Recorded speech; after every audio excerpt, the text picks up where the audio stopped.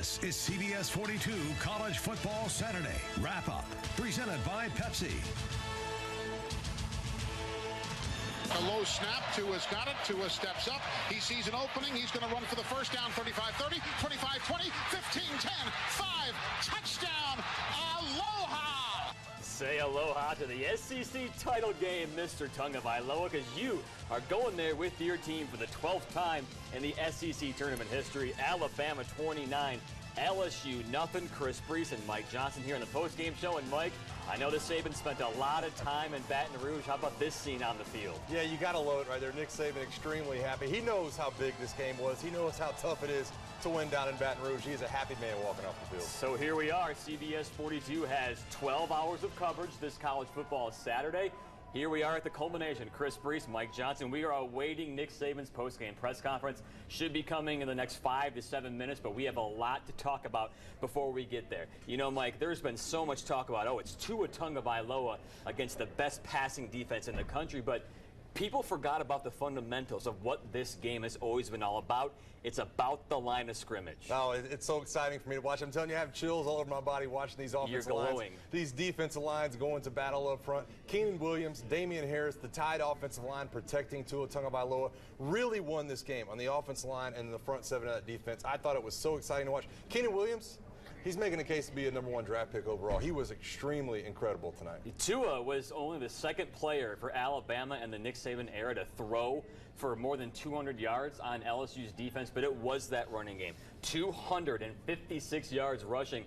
And how good was Damian Harris? He's a guy who's been passed up by so many guys in the last couple of years. He gets over 100 yards, and he carried the load so many times tonight. Yeah, his legs look so fresh right now. And he hasn't had a ton of carries. I think he was sitting around 60 carries going into the game. 17 or 18 carries tonight, over the 100-yard mark for, I think, the second time this season for Damian Harris.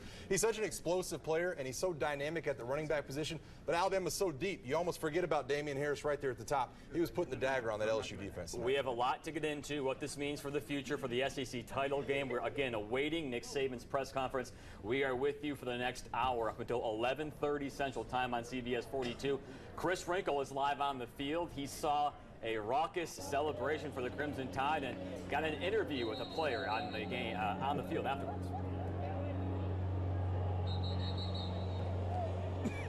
Excuse me, yeah, getting a little choked up. Talking about this one, has nothing to do with the giant gasoline lawnmower that just came behind me. But anyway, what a game this was. They said it was Statement Saturday. Yeah, I'd say this was a statement by the Alabama Crimson Tide. Coming into Tiger Stadium, the loudest that it's probably ever been. 102,000 people. They were registering decibels in the hundreds, and they were able to shut out the #3 team in the nation with a dominant win. Really a message to all of college football. And this defense, they really had issues. Think back to the Arkansas game and a couple other games where they gave up points late, was able to hold the shutout. One of the guys who had that late interception to seal the shutout, Mack Wilson, the linebacker, we caught up with him on the field. I feel it's great. You know, we just stuck to coach game plan. We came in with positive mindsets.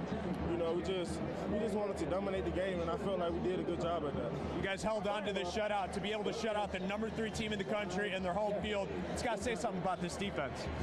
We just been improving each week. You know, like I told, myself, I hold myself accountable of just making sure that we play our best ball, and I feel like I communicated all across the board well, and we executed every call from my instincts, and I mean, we just played good ball overall. Do you feel like this was a message to the rest of college football?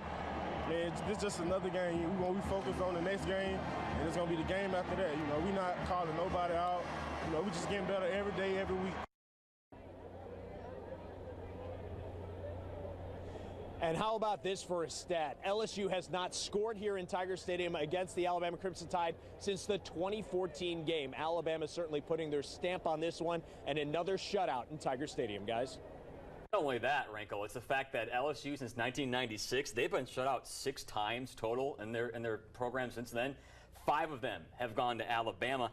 And Mack Wilson puts it best. Why are they a championship team? It's just another game. We won this game. Who cares? It was like every other one. We go on to the next one. Yeah, it's spoken like a true Nick Saban linebacker. When you look at Mack Wilson right there, you focus on this play. You focus on the guy in front of you. And Nick Saban will tell you, 6, 7, maybe 8 plays will decide the outcome of the game. You just never know which ones they're going to be. So you have to play each play extremely intelligently. And that's what Mack Wilson did tonight, directing that defense, making sure everybody's in the right place. He was incredible tonight. That defense was incredible tonight. So you're telling telling me you rehearsed that line about, what, a decade ago? Is this another game? I definitely did. I mean, it's all about every play sitting right in front of you. It doesn't matter what happened the last play. It's not going to matter what happens the next play. Well, Nick Saban is about to take the press conference here after the game. We've been talking so much about Tua Tagovailoa, and the guy didn't need to make plays because LSU, they brought the pressure, but the offensive line was so good. The offensive line was incredible, and obviously Tua Tagovailoa scrambled around a little bit tonight. He had to pick up some yards with his legs, but it was only after 5-6 seconds in the backfield, really patting the ball, looking around, trying to find wide receivers. The Alabama offensive line, Jedrick Wills, Jonah Williams, listen, they all played extremely well tonight. I thought the offensive line really, that and Keenan Williams, they were the stars of the game. Now, you must know, there were some injuries. We're hoping Nick Saban can address them. Tua got dinged up a little bit celebrating on a touchdown, and then Najee Harris late in the game. It did not look good. Coach Nick Saban is taking the press conference podium right now. We'll take it live. We'll open it up for questions. Well, obviously, guys, I'm very proud of our team. We really wanted to make a statement in this game. A lot of people talking about our schedule, and we have a lot of respect for LSU and their team. I think we played a pretty complete game, today, both sides of the ball. I'm sure there's always things that we can improve on, but we talked about controlling the line of scrimmage. I think we did that. We did have a turnover on a long pass, but I was really, really pleased with the explosive plays that we're able to make, the way we controlled the tempo of the game on offense. I think we ran the ball 9 times in a row, and that's the way you need to do it to finish a game when you have a lead. All right, thanks, Coach. Thank you. It's funny, we were all just talking about how this is the happiest we've seen Nick Saban in a very long time. And it is funny because the reason to me seems like it's because Alabama had 8 straight weeks where, well, you could say they have this deficiency because they haven't played anybody. Yeah. This is the first game where it was a real test and you knew they had real things to work on, and they saw a result of that. So what did you see that was a positive? Yeah, well, I think Nick Saban said it when he got to the podium. He said, man, this is a well-rounded win. I mean, this is one of those wins that everything helped out in some, form or fashion. Obviously, other than the extra points that he referenced right there at the end, but the running game got going. Bama outgains LSU by 400 yards, 571 to 170, I believe, is what we're looking at there. And that's incredible. It was the front 7 on defense. Keenan Williams was wreaking havoc in the backfield all night. They not only sacked the passer, but they affected the passer. They're now number 1 in the SEC in terms of sacks. They ran the ball when they had to run the ball. We talked about that before the game. Run the ball when they know it's coming. And Nick Saban just mentioned it right there, 7 runs in a row right there in the fourth quarter. The 4-minute drill was on key. I just think this offensive line and this defensive line facing off against opponents that look like LSU do on both of their fronts, that's a huge statement by Alabama to go into that hostile territory and to deal with business the way they did. So if you know the coach is happy, the players have to be ecstatic. We have player interviews coming up later in the show, including Tua Tagovailoa. We're talking to him on the field. Stay with us in the show for that, but we got to get to the highlight of how this game evolved. Who would have thunk that in the first drive of this game, it would be Mac Jones taking a snap at quarterback? Yeah, I don't think anybody believed that Mac Jones was going to run this football right here, including about 5 members of LSU's defense that swarmed Damian Harris. LSU was hyped up, 3rd and 28 on that pitch. They say we can play with the #1 team in the country. But then Tua came back in. He went right back down the field. Beautiful ball to Henry Ruggs, 15 yards for the score. Yeah, this is another one of those RPO type of plays. You fake the handoff. Maybe Tua has the option to run it. Throws a dime ball right in the middle of the defense. But they did miss the extra point at 6-0. And then Joe Burrow, he got harassed all night long. And the tackling, just gang tackling out of the backfield all night long. Yeah, I love the plays right here. I love the play calling by Steve Ensminger. The plays trying to get Alabama's defense off balance, but it didn't work very much. Huge swift and momentum here. Anthony Jennings to get the sack right on the goal line. LSU had to punt on the skin of their chinny chin right on the back of the goal line there, and then Tua does this. Little dime ball to Irv Smith right here, right in the middle. That's Grant Delpit in coverage. Grant Delpit will be a top 10 pick in the NFL draft. Irv Smith doing things right there, beating him deep. That took 2 plays, 25 seconds, and then all of a sudden it's 16-0 at the half. Hey, free Devin White. There he is, but there was one problem. It was way too late, and Mike, it probably would not have mattered. Here's Tua. You saw the play of the game earlier. Yeah, absolutely, and this is Tua's legs. They're getting caught in man coverage right here. All the defenders are chasing Bama's wide receivers down the field. Tua says, you know what, I'll tuck this and run. That's 44 yards for the score. He kind of dinged up his knee right there, celebrating, got caught on the brace there, but Nick Saban said he's just fine. It's something he's going to have to deal with the rest of the year. It won't be an issue, they hope, for him. Final score 29-0. Alabama going to their 12th SEC championship game. And again, we have player interviews on the field coming up, including Tua Tagovailoa. And how about our player of the game? We had a lot of nominees.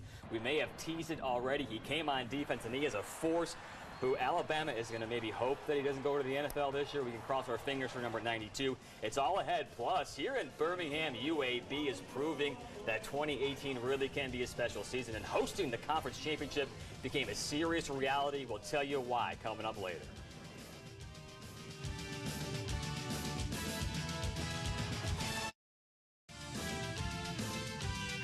Drive of the game, brought to you by your Central Alabama Honda dealers. It was quintessential Alabama football late in the game when you got to milk down the clock. How about this? 8 plays, 80 yards. It took them 5 minutes, and they did it a lot of different ways. This is an offensive lineman's dream right here. You run it when they know you're going to run it. They can't cover all the gaps. Najee Harris putting it down the middle right there. That was the first big play. Then it was the play action to Jerry Jeudy. Nice catch there.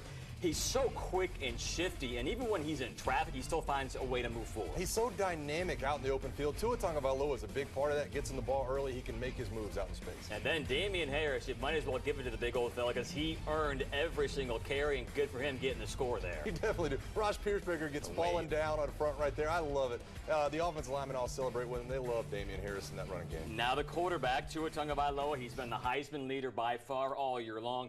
We've been saying he needs a Heisman-type moment. Now, you look at his stats, they weren't very flashy, but they were good. Not quite 300 yards, 295 yards. He had by far his most passes on the year, which meant one thing: they trusted him and knew he can get it done. Yeah, definitely. And he comes out and throws his first pick, and you think, okay, maybe he's got the interception out there. Maybe he won't be throwing the ball down the field much. He unleashed it. He throws 42 passes tonight. That's 12 more than he had thrown all season. I thought he looked good. Isn't it funny that we get to a certain point with Tua and we say, well, 25 of 42 for 300 yards, it was an okay day. And that's just how it was for Tua Tagovailoa today. Very serviceable. It's the best secondary he's going to face all season. I don't care who he plays in the playoff.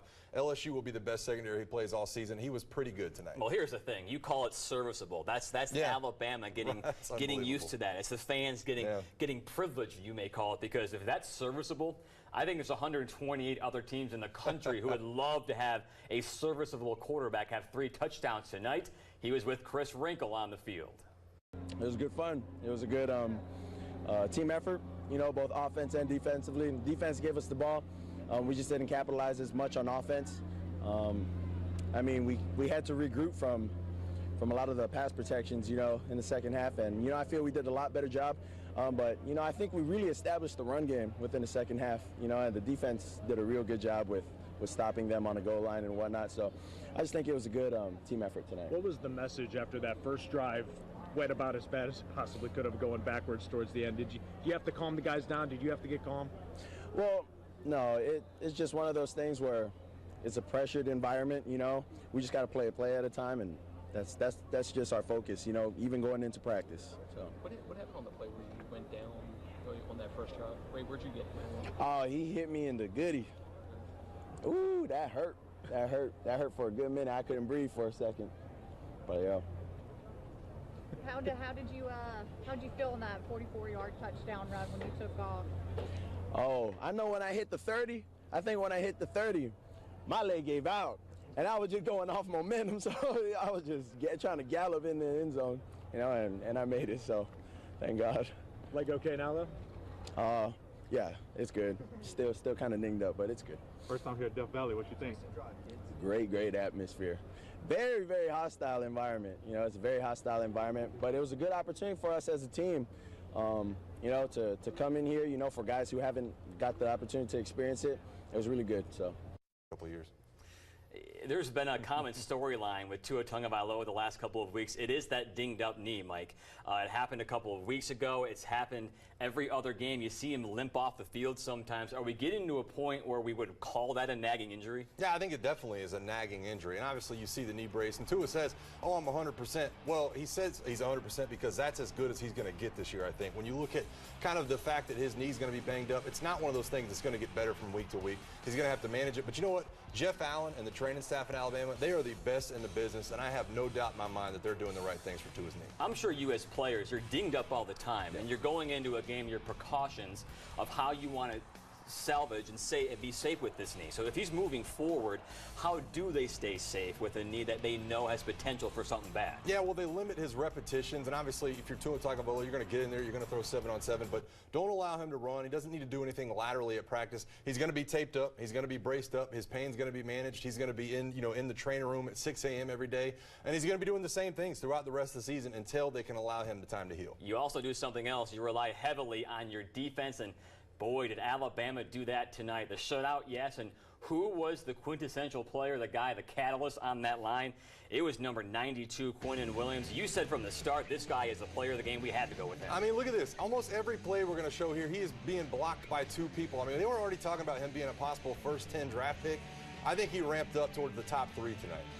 Well, if that's the case, Quinnen Williams, it's a defensive line where they lose so much attrition to the NFL draft every year. And Quinnen Williams this year, it seems like every year there's a guy who emerges that you didn't think was going to emerge. Yeah. Usually it's at linebacker.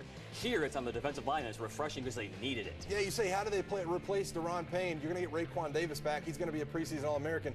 Quinnen Williams, I mean, he comes out of nowhere, essentially. Nobody's talking about him before the season. Maybe a second-team All-SEC pick. He was absolutely dominant tonight. What kind of questions do you think this defense answered? Because all the talk was Tua's offense is unstoppable. The defense, for the first time ever under Nick Saban, is the wink link on the team. Tonight, that was not the case at all. What was impressive about that defense? Well, I think what was impressive is you've seen them struggle at times in certain portions. Sometimes against the run game, sometimes against the passing game. I think they showed the ability tonight to make a team one-dimensional. They made LSU one-dimensional. Now, looking forward, can they do that against Georgia and Atlanta? Can they do that against Mississippi State next weekend? I think they can because of what they put on film tonight. You said it. We can talk about it now. Alabama and Georgia, December 1st on CBS 42 for the SEC Championship and for a spot in the college football playoff. That defense is going to be scary good for Jake Fromm and that Georgia offense. They better get game planning right now. The Auburn Tigers, of course, can't make it to the SEC title game. That was out a few weeks ago, but they can salvage some good feelings in 2018. Their game with Texas A&M is next on our postgame show.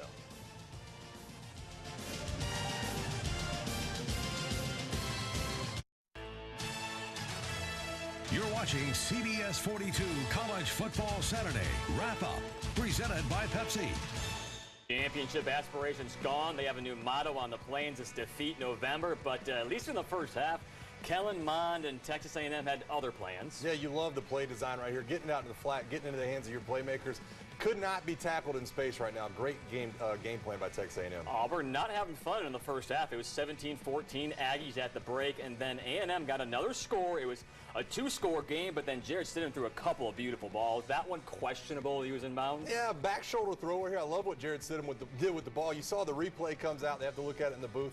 I think it was a little bit of a close call, but they ruled him with a catch and down at the 1-yard line. That led to a touchdown. They were down by 3 points, and then Stidham, beautiful to the freshman, Seth Williams. Yeah, just so long right here from Seth Williams extending out. Jarrett Stidham, great pass. That's throwing it away from the defender. Only your guy can get it right there. He goes up and gets the touchdown. So down by 10 with 5 minutes, no problem. Gus Malzahn had him right where he wanted, and he really outcoached Jimbo Fisher in that second half. Auburn gets the victory, 28-24. So that is the first step in defeating November for Auburn, and you know what's next. It doesn't mean anything for the SEC next week at Georgia. It could be a CBS game at 11 a.m. We should find that out sometime tomorrow morning, but they can ruin some playoff chances for Georgia next week, and I feel like this game might be a little bit closer now. Yeah, I think so. And what's funny is you watch Auburn right there, and you watch the highlight, and you get done with the game, and Auburn's stats aren't very good, but it continues to be the front seven. 6 sacks on Kellen Mond up front. They're going to have to try to affect Jake Fromm in the backfield next week against Georgia. Going to be a tough task, though. The Georgia offensive line is very good. Texas A&M dominates this stat sheet. You're wondering how the heck did Auburn stay in this game, but they won the turnover battle 2-0. That was big. They are still looking for a rushing identity. Yeah. Boobie Whitlow's gone, not gone, but he didn't play a whole lot of snaps. He was hurt. Cam Martin's been non-existent. Yeah. There is not a Kerryon Johnson back there, and there's not a Petway back there either. Yeah, they go to Sean Shivers a little bit in the game, too. Try to get a little change up in there. There's just nothing going on. And when you look at this game plan and the fact that really Texas A&M was in control of the game until about 5 minutes left. Mike Elko, the defensive coordinator for Texas A&M, backs off, and all of a sudden Jarrett Stidham's hitting the underneath passes, allowing his wide receivers to kind of get open field and make some plays. The running game, though, just still non-existent. If anybody had close to the running game that LSU did today, it was Auburn with 19 yards on the ground. Simone Eli is down on the Plains. They can at least end 2018 with some good vibes. Well, if you would have seen the stat sheet prior to Texas A&M kicking off against Auburn, no doubt an Aggies win. This is quite possibly the ugliest win in Gus Malzahn's career at Auburn. The Tigers put up just 19 total rushing yards while giving up 201. But the difference was the turnover battle. Tigers defense forcing 2 turnovers that led to Auburn scores and all the momentum late in the fourth quarter. Really what stands out to me is our guys. They kept fighting. They didn't quit. There was plenty of times they could have. I think Noah's interception was really probably the play of the game. It's huge. I mean, obviously, anytime your defense is able to come away with the turnover, you try and capitalize on that. And I thought we did a great job with the double pass and then going down and scoring. After Noah's pick, it was really good to see us take that momentum and run with it. A lot of things to clean up for Auburn on both sides of the ball, but this win, no doubt, a huge momentum boost for the Tigers as they head to Athens to take on rival Georgia. Then 2 weeks later, of course, the Iron Bowl in Tuscaloosa. In Auburn, Simone Eli, CBS 42 Sports. One team the playoff committee does not want to see be successful coming down the stretch is the Auburn Tigers. They don't really have to worry about LSU anymore. They have a couple of losses. Alabama has clinched the West. We're going to talk to Ed Orgeron, LSU's coach, next, and Alabama players. We're rolling on here on the wrap-up show. We'll be back.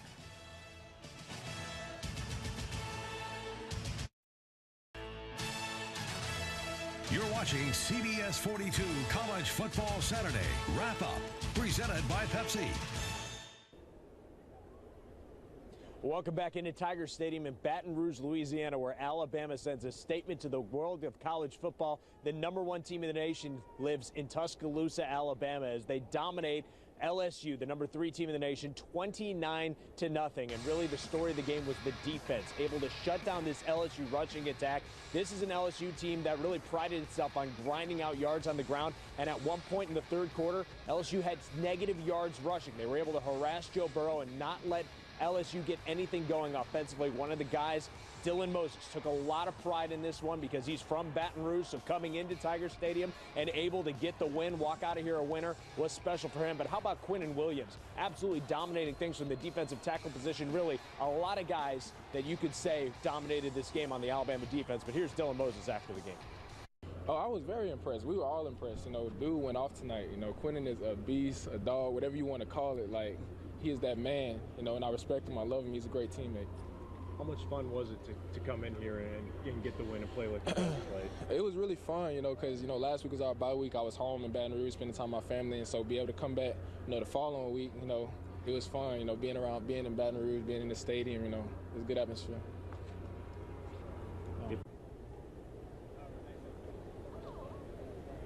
And we saw Savion Smith, another guy with LSU ties, who was an LSU Tiger at one point. As he walked off, he said, man, this feels so good. He was able to walk off. Everyone in the Alabama cheering section was cheering for him. This was a special night for those guys from Louisiana to come in here to Tiger Stadium and get a win, guys. Feel good now, feel sore tomorrow, but it's going to be worth it. Okay, we had enough love with the Alabama defensive front. How about the secondary? Because we've been questioning them. Shaheem Carter got targeted a lot. Xavier McKinney got targeted a lot, and they stood the test. Yeah, how about Savion Smith, who we just talked about, and also Patrick Surtain? Patrick Surtain, a guy who picks Bama on National Signing Day last year and says, I want to go to Bama because I want to win championships after being committed to LSU for a year. I mean, what a storyline for a couple of guys that really have a lot of Louisiana ties. And that just tells you how much this game means, not just in terms of the SEC West or the SEC Championship. Recruiting comes to mind. You look at that secondary, all the talent back there, it's back there for a reason because Nick Saban does such a good job with the secondary. They played at an extremely high level tonight in a situation where their backs were against the wall. Another big game, another one where Alabama limits a team to less than 200 yards total.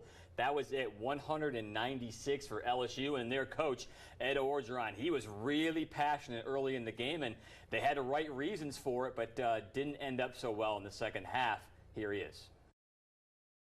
Give them credit. They're a good team. We got beat in the line of scrimmage. We couldn't block their defensive line.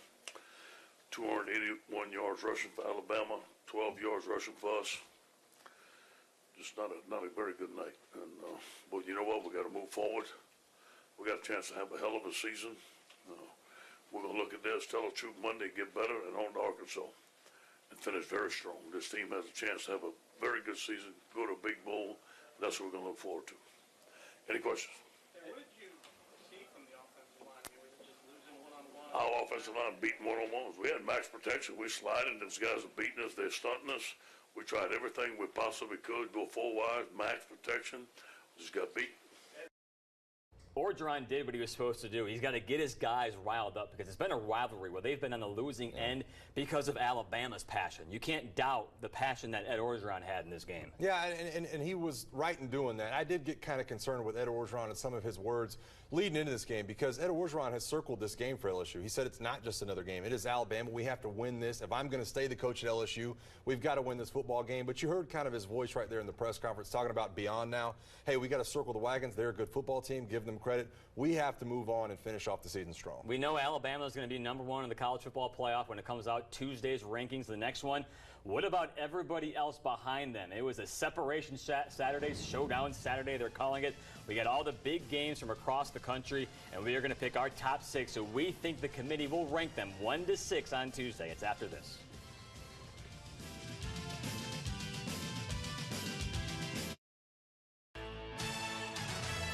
You're watching CBS 42 College Football Saturday Wrap-Up, presented by Pepsi. And not to make the SEC anticlimactic or anything, but the East is already sewn up on November 3rd, and it was Georgia running all over Kentucky. Yeah, they've kind of put their foot down right here in the ground game. You love DeAndre Swift. That offensive line was going to work. They win the game 34-17, going to meet Alabama in the SEC title game. In the Big 12, one of these teams will be eliminated. West Virginia, they were down 16 seconds left in this game. What is Dana Holgorsen thinking? Going for 2 in the win? How about that throw from Will Greer right there and then putting in the ball as number 7's hands right now? Dana Holgorsen said he felt really good with Will Greer holding on to that football. It was like he had nothing to lose. Oh, he had everything to lose, but they get the victory. They're still in the hunt. Michigan, they're on that revenge tour in 2018. Chris Webber back in the welcome arms of the Wolverines after 25 years. Shea Patterson's mobile, and you saw that at Ole Miss. He's finally doing it at Michigan. You got to give Jim Harbaugh credit. They're one of the most improved football teams. Don Brown's defense is nothing short of electric right now. Revenge against Penn State was the sweetest of the year. 42-7, Michigan in control of the Big Ten. Notre Dame, Mike, is it sad that people said the game at unranked Northwestern was the biggest of the year for them? It might have been the biggest of the year. I picked Northwestern for the upset. They were not able to get it done. Notre Dame is so good right now with Ian Book at quarterback. He kind of puts his foot down here, gets things done for the Irish. Hey, they did get it down to 1 score, but didn't matter. They won by 10, 31-21. Not a whole lot left for Notre Dame. Elsewhere in the Big 12, it was Oklahoma against Texas Tech. This one just ended moments ago. Kyler Murray, 46 yards to Lee Morris. It was 35-31 Sooners, all the defense, right? Yeah, the defense is one of those things that was not in the building tonight. When you look at Kyler Murray, he might be the 2nd best quarterback in the country behind Tua Tagovailoa. 51-46, Oklahoma. They're in the lead in the Big 12. So Tuesday night, the 2nd edition of the playoff rankings will come out. We know what they're at right now. The top 6, Alabama was #1, Clemson was #2. LSU is going to drop after losing to Alabama. Notre Dame is 4, Michigan 5, Georgia 6. So 5 out of the 6 win their game. So here we go. We're going to go 1 through 9. All the teams this week who were in the ranking 1 to 9 and what we think they were going to do with the playoff committee come Tuesday night. Alabama got a win, of course. Clemson got a win. LSU had a loss. At the top, there's no point in debating it because Alabama passes the eye test, and they now have the best strength of schedule with the win over LSU. They're 1 clear. Are you comfortable with Clemson at #2 over Notre Dame? I think it's been scary that Clemson has improved the way they have. When they started off the season with Kelly Bryant at quarterback, I looked at them and said, you know what, this is the same football team that played Alabama in the Sugar Bowl a year ago. Kelly Bryant's now gone. He's not a part of that football team. They have a different true freshman quarterback playing right now. They are extremely good and getting better week to week. These are ranked wins, but I don't think the committee is going to value wins like Syracuse and NC State, and Texas A&M goes down this week. We're going to get to LSU in a little bit. How far do you think they drop down? Do they go below Georgia, who they beat? Do they go below Michigan? Do they go below Oklahoma? Where do you think they set? I think it's going to be interesting to see what happens with the committee when they look at LSU and Georgia, because LSU is going to have the loss to Alabama. Georgia hasn't played Alabama. And obviously that things will shape up later on in the year in the SEC title game when those two teams face off. I think they're in the bottom half of the top 10. I don't think they fall any farther in that. Strength of schedule still continues to be something the committee wants to point at and look at. LSU, look at that. Strength of schedule 6. They're not going to let them fall too far. No, and their resume is getting weaker because Florida got shellacked at home against Missouri. The next set of 3, a couple of one-loss teams with Georgia and Michigan, Notre Dame, all 3 of them got a win. So you're looking at a very interesting debate because we're assuming it's going to be Notre Dame at number 3 behind Clemson, right?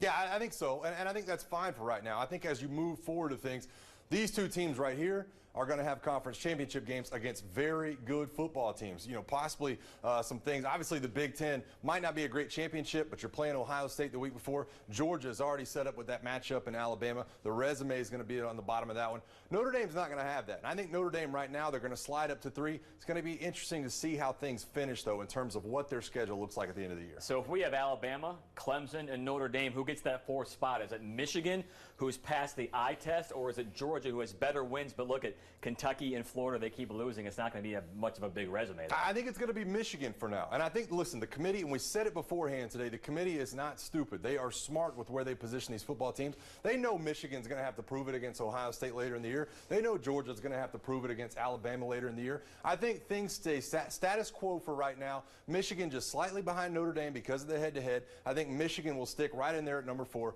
and Georgia sits at number 5 when the committee comes out with it. Behind them at number 6, we're not done yet. We have some more one-loss teams. Oklahoma, they got the win. Washington State's beating Cal in a close game right now late in the Pac-12 after dark. Kentucky's out, they lost. Ohio State had a very close win at home against Nebraska. Anybody on this list you don't think good enough to go against number 5, Georgia, but who gets the 6th spot? Yeah, I think it's going to be interesting because I think all these teams you can make a case for to be, 6B, 6C, whatever. Go on down the list. Ohio State still has to play Michigan. Oklahoma still has to play in the Big 12 title game. You saw West Virginia get the big victory today. I still think it's Oklahoma. If I'm just looking at all these teams and I'm using the eye test, Oklahoma with Kyler Murray, to me, they look like the most dangerous team out of all of them. But you see the strength of schedule right there sitting at 80. The only tough team they've played was Texas, and obviously they lost to Texas right there. So they need to win out, and they need to win out in a big way if they're going to continue to stay at the front of the pack. We put weak schedule, but it's potential, especially on offense with Kyler Murray. That's what's going to rise them up. But with West Virginia and with Oklahoma, they're going to play twice. You know, they're probably going to play twice, so it will all be irrelevant. The Beds Express easy as 1, 2, 3 guarantee game of the week. Man, do we have a lot to choose from this week. I'm going to go with Texas A&M against Auburn. They were down by 10. They got the victory. Chris Wrinkle will go West Virginia versus Texas. That game that Dana Holgorsen had nothing to lose, so he had a lot to lose. And then Oklahoma and Texas Tech. Simone Eli will take that game. A shootout which lived up to its name in Lubbock. We have more on our wrap-up show coming up after this break.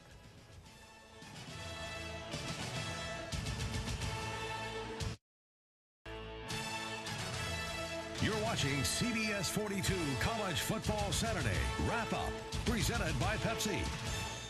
Well, if you want to find some bad news for Alabama fans in this game tonight, what about Taulia Tagovailoa on the field with Ed Orgeron before? Should you be scared? I think, listen, I'm not saying never say never. Tennessee's going to want him. LSU's going to want him. A&M's after him. Obviously, he's committed to Alabama. It's a scary thing for Bama fans to look at. I don't think scare is the word, though. Recruiting is fickle, fans. Don't freak out. Your team has been on a roll. You're going to be fine. And Taulia is committed to Alabama, so no reason to get in a bundle about that. Back to Chris Wrinkle. He's live on the field. Saban and Orgeron, it's becoming the new thing of, it used to be Saban and Les Miles is going to duke it out. The passion that Ed Orgeron had in this game, he's going to want to make this a legit rivalry again. Well, I don't think it ever stopped being a legit rivalry. I think these are two fan bases and two teams that just plain don't like each other. But think about Orgeron and Saban. When you go head-to-head, I'm thinking recruiting and Taulia Tagovailoa and a bunch of other guys. I think that's going to be the battleground of this rivalry in the future because Ed Orgeron is one heck of a recruiter. We know what Nick Saban can do on the recruiting trails. Hey, if Ed Orgeron wants to flip Talia, Saban's flipped a bunch of guys from LSU to Alabama. But really, it's going to be an interesting one going forward. You heard Gary Danielson yesterday say that he thinks Ed Orgeron's got the program back to where it should be and heading in the right direction. He said he didn't think they were there yet, and that's going to be the interesting part to see where they go from this season, where they go from here. One of the guys who's broken out as a young guy who LSU definitely wanted, Jerry Jeudy. Here he is after the game. At the beginning, we were like out of focus. We were like had a lot of miscommunication, but we just had to relax and buy into the game, and we execute our play. How do you see Tua respond to his interception? Like come back out and then lead a scoring drive right away? Oh, he got a lot of poise coming back out after he threw the interception. He just came back up and did what he's supposed to do. Then he didn't let none of that faze him or anything.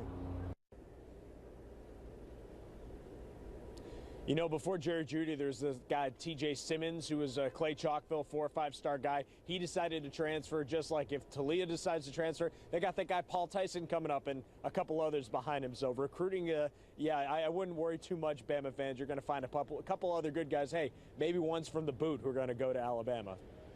Alabama dominating recruiting. And I'll tell you who's sneakily getting good at recruiting. It's Bill Clark at UAB. They didn't have A.J. Early, the quarterback, today. No problem. They just set a school record. Spencer Brown, 147 yards on the ground. 668 yards of offense is what you're talking about. They look incredible on the offensive side of the ball. Tyler Johnson, the third, came in his first start ever. He was great. Andre Wilson there for the touchdown, 50 yards. How about Johnson? Again, Xavier Ubosi, 31 yards for the score. It was a rout, 52-3 in UAB. Yes, they can host the conference title game. They can clinch the West with a win over Southern Miss next week. Samford, yes, they can clinch at least a share of the Southern Conference Championship. They have homecoming, but it's number 8, Wofford. Devlin Hodges, get this, can set the FCS passing record if he can average 385 in the air for the next 3 games. He got 399 tonight. Yeah, think about that. The FCS passing record. Not just one conference, not just one team. The FCS passing record. Incredible career for him. Number 8, no problem for them. They got the victory, no big deal. 35-20. They got to win out. They got to beat the Citadel, and they got to beat East Tennessee State for a share. Jacksonville State in the Ohio Valley, they can share. Maybe they can win outright. They're at home against a lowly UT Martin. Wasn't a very big offensive day, but on defense it was. Quan Stoudemeyer, pick 6.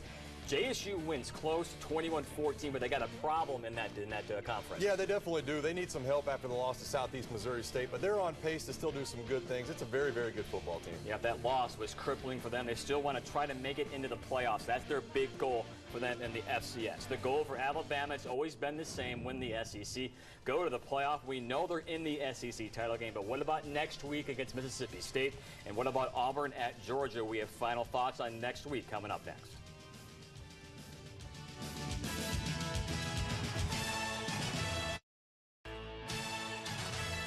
You're watching CBS 42 College Football Saturday Wrap-Up, presented by Pepsi. Hey, before we say goodbye, we want to make you aware of a severe weather threat in our area for Monday night. For more on that, CBS 42 meteorologist Dr. Tim Coleman has that. We do have a severe weather threat coming up Monday night and Tuesday.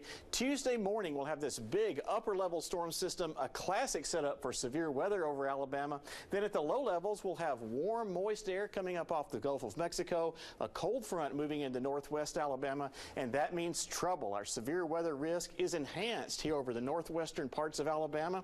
Up into Tennessee, this means damaging winds, intense lightning, and possible tornadoes. There is still that threat further southeast towards Birmingham. Chris? Right, those storms will not have an impact on the games next weekend. Alabama back on CBS 42 with Mississippi State. And before you say, oh, it's a team who Alabama's going to roll, their offense will get a test, and we'll learn some more about them, too. Yeah, we definitely will. This is the 6th-ranked defense in the country coming into this weekend. Did nothing to throw that off the tracks against Louisiana Tech in a dominating game tonight. Very, very good up front. Jeffrey Simmons, Montez Sweat, Leo Lewis. They're going to give Alabama a test next weekend. And then just announced a few minutes ago, it'll be Auburn and Georgia. They're not on CBS, so they're going to be the 6 o'clock game on ESPN at Georgia at Sanford Stadium. This game, every single year, we don't really know what to expect, but Auburn's got to run the football. Yeah, Auburn's got to run the football. They won this game last year with Kerryon Johnson out of the backfield. They have to find that magic again with Gus Malzahn in this offense. Jared Stidham has got to find the protection. Auburn's got to find the running game. Okay, take a breath. 12 hours is over. We were on the air at 12 o'clock p.m. and it's now 11:36. 11 and a half hours of SEC football coverage. Hey, we'll do it all again next week. Yeah, we'll do it all again next week. What a fun day. Alabama stays on track. A lot of teams roll. A lot of fireworks and things starting to shape up. Good night from Birmingham. Good night from Death Valley. And good night from Auburn. We'll see you next week on College Football Saturday.